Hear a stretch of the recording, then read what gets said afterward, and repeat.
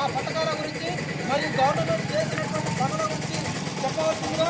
మేము మనం చేస్తున్నాం.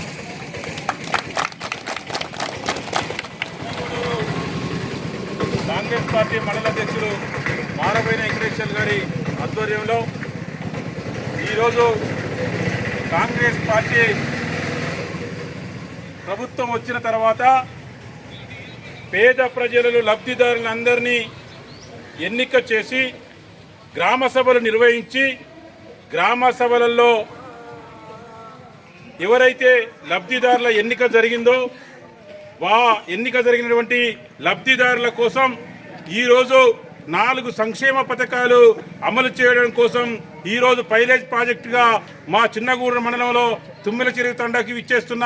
మా ఎమ్మెల్యే గారికి అదేవిధంగా అతిరథ మహారథులందరికీ పేరు పేరున ధన్యవాదాలు తెలియజేస్తూ